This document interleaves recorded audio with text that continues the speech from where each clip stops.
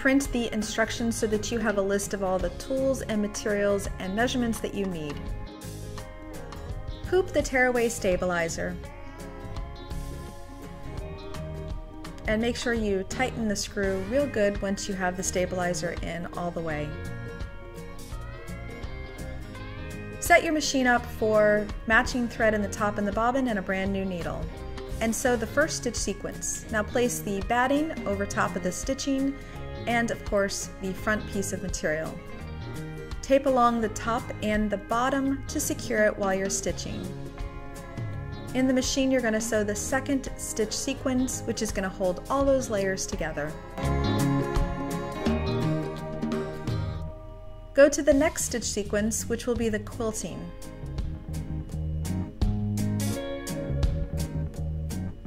This portion of stitching is a series of hexagon echo stitching.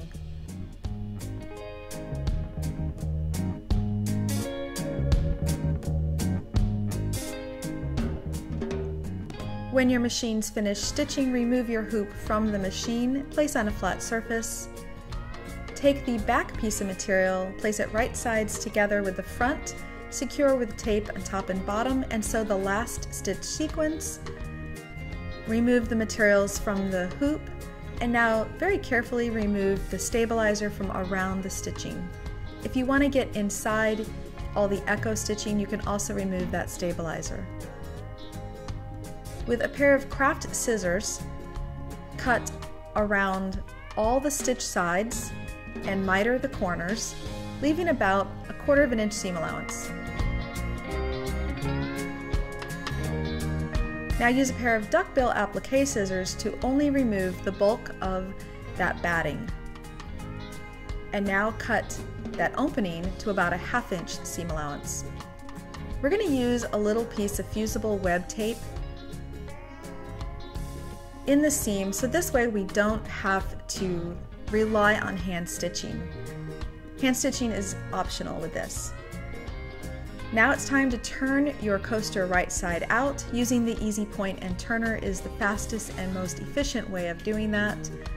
You can also get a bamboo point turner into those little corners and make sure all the corners are nice and sharp, and give it another press.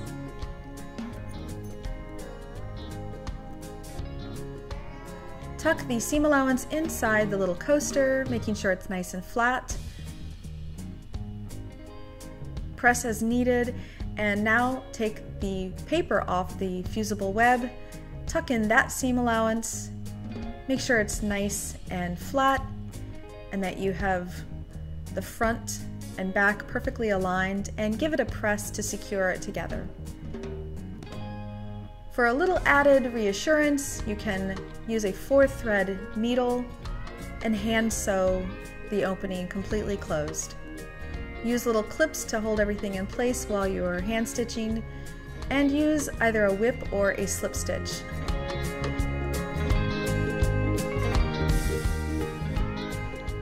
Tie a double knot at the end, then feed your needle toward the back, and this way you are hiding the knot.